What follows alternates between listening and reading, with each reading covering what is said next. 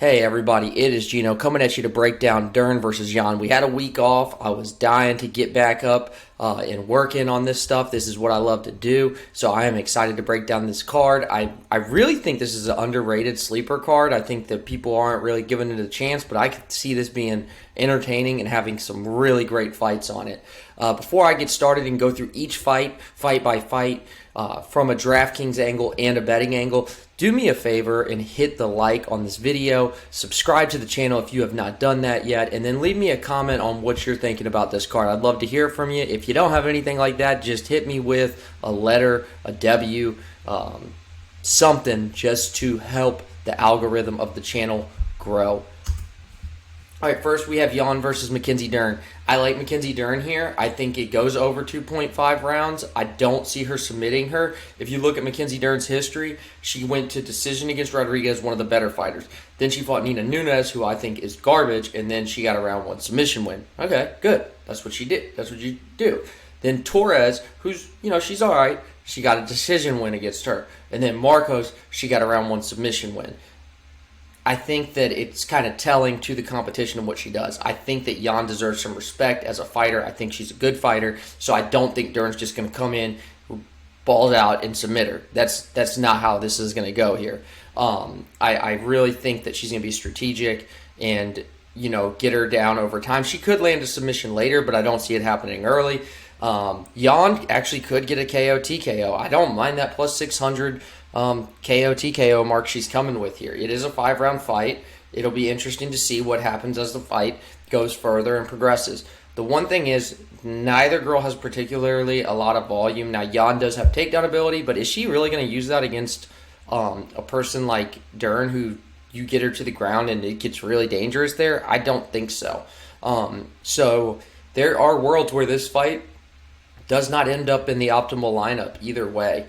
So I may get a little different and not go all in on this fight in my 150, but I'm still waiting to see. I want to see what the projections say, and I want to see what ownership looks like. All right, Francisco Trinaldo versus Randy Brown.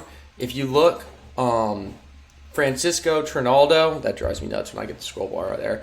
All right, so you have Francisco Trinaldo, who is very experienced, fighting a Randy Brown, who is talented, and he is the minus 300 favorite, but I don't like that. Like, do we really think that Trinaldo doesn't have a shot that much where he's plus 250? I think there's value there.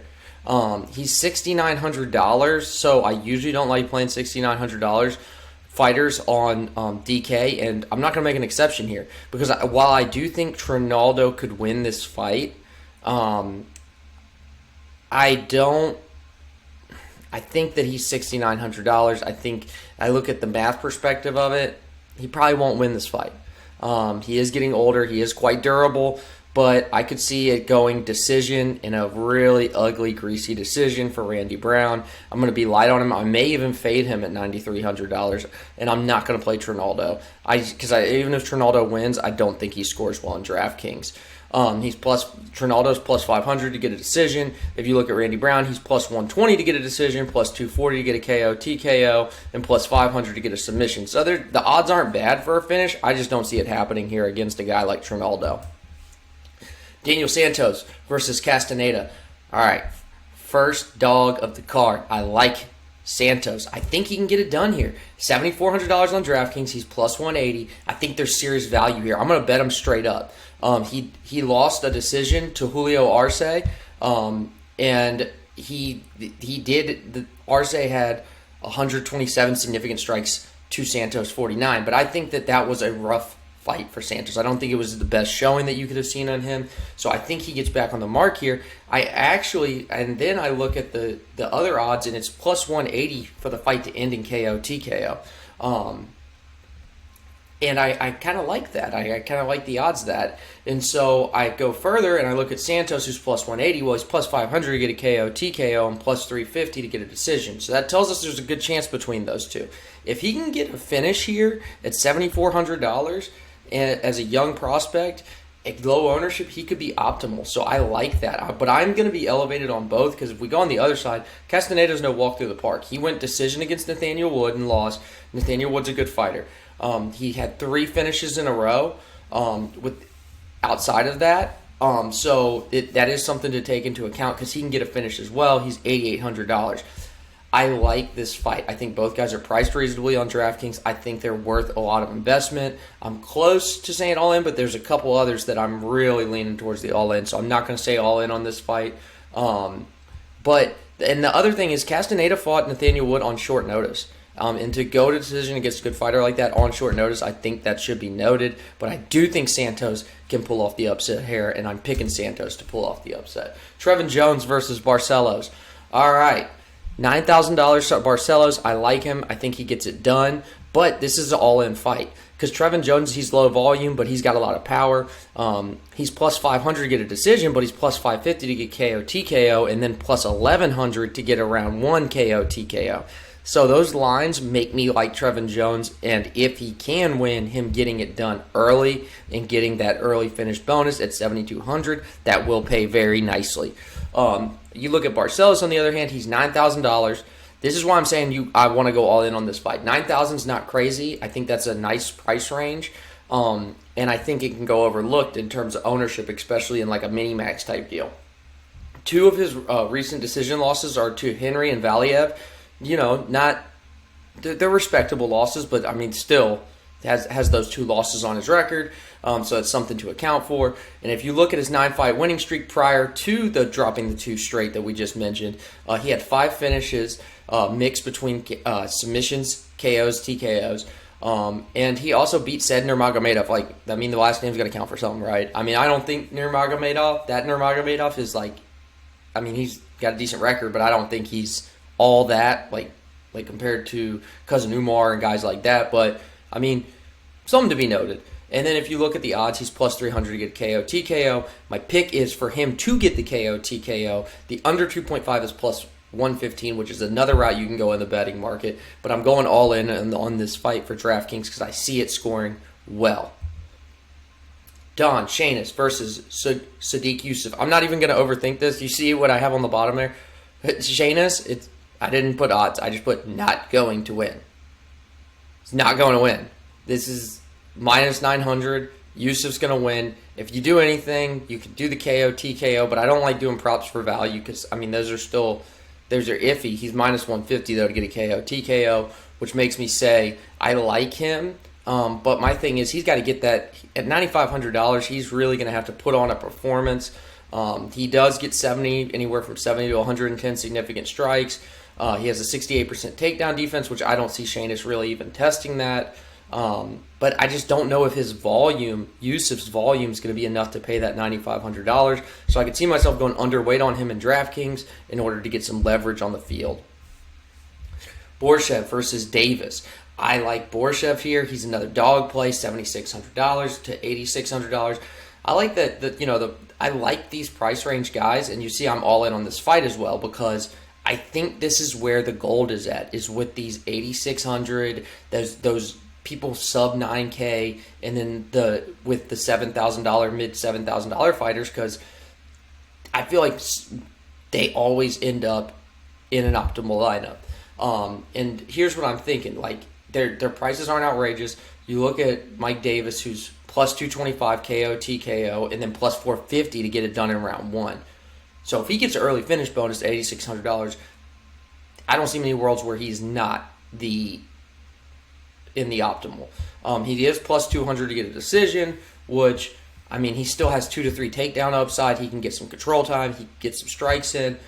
He does have 8 career finishes of his 9 wins, so I do like him, and I think he can get a finish here. It's plus 100 to end in KO, TKO, DQ. That's from anybody winning. You look at Borshev. Borshev is plus 350 to get a KO, TKO, and then plus 650 to get it in round 1. So I like Borshev. I'm picking Borshev to win this fight as the dog, but like I said, I like both fighters. I think they'll both pay off well in a DraftKings, so I'm going to be heavy on both fighters in the fight, and I'm going to be all in on it. Randy Costa versus Canetti. This is another fight I'm heavy in. I think there's going to be a lot of violence in this fight. You have a $7,000 Canetti versus Randy Costa. I do think Costa is the rightful favorite. Minus 300 seems a little steep, but I do think he wins this. If you look at the Canetti, it's more about his quality losses. Vera, he got taken out in round 2. Hokang round 1, Dana Dana in round 1. But, I mean, so yeah, they're quality losses, but look at how quick they're taking him out. The best he did was get into round 2 versus Vera. Don't get me wrong, Vera is a great fighter. But, I mean, doesn't really have wins over credible people for me to say, this guy can really get it done here against Randy Costa. I think that this fight is going to be violent. I think it's got a good chance to go under, and I think you need to be invested in both fighters, but my lean goes to Costa. He scored 127 and 119 in his last 2 fights, and they were both round 1 finishes. So it'll be interesting to see if the fight goes to deeper waters, because I do question Costa's gas tank to see how that goes, but my official pick is Costa. Brendan Allen versus Krzysztof Jotko. I like Jotko, and I like Jotko to get a decision. I'm going to be elevated on both fighters. I like Jotko. He's got 83% takedown defense. He's an experienced fighter. He could get several takedowns in this spot against a Brendan Allen. I just think that could happen. I don't see Brendan Allen really being able to get takedowns on him. But if it does go to the ground, so like let's say Jotko gets some takedowns, gets a takedown, and then they get to the ground, Allen could somehow land a sub there at plus 450. He also has the ability to get a KO TKO at plus 550. But the fight is minus 165 to end in a decision. So, I mean, like, that makes me a little wary, and that makes me not say, hey, I'm going to go all in on this fight. But I do think both fighters could score well in a win. I just don't like Allen's volume. He's going to need the finish to score well at 7,900, because it's not like he's so low priced to where he could get like 85 points and then end up optimal. Chelsea Chandler versus Stoliarenko. This isn't even on the DK card, and I'm not really interested in playing a whole bunch, but why not? Let's just play Chandler. Okay. Good talk. All right. Jesse Ronson versus Joaquim Silva. I'm going Silva. I think Silva gets it done here at minus 145. He's a slight favorite. If you look at Ronson, his recent losses, Rafa Garcia, submission loss, Alcalazan at TKO loss. And I want to say Ronson got popped for steroids recently. That never bodes well for those guys once they come off the juicy juice. And so Silva, on the other hand, his last TKO win was against Jared Gordon in 2018, but I think he can get bounced back here, get it done here. He's plus 240 to get a KO, TKO, DQ here, which tells me the books are kind of leaning with me. And then plus 500 to get it done in round 1. The under 2.5 is minus 140. The pick is Silva. I have my finger on the all-in trigger, but I've already told you 2 all-in fights. So this one, I don't know. I may just go 3 fights right off the bat out of the 6 spots that you can put, and just say, hey, these are the 3 fights that I'm all in on, and then I'm gonna figure out the rest from there. Backwards. All right, Grishin versus Lins. Okay, I like Lins, and I'm going dog or pass. I think that's the only way this scores well in DraftKings, because if you look at Grishin, he probably even with a finish, he's got a lot of chances where he doesn't go over 100 fantasy points, and I don't see it happening in the first round to get the early finish bonus. His volume's not that great. He did get a decision win against William Knight, but I mean, who really cares? And so I do like Lins, because Lins could get some takedowns, he could get some control time, and he could pay well at $7,700. So the pick here is going to be Lins as the dog play. I think there's value there at plus 145, and I am going dog or pass for DraftKings for the upside.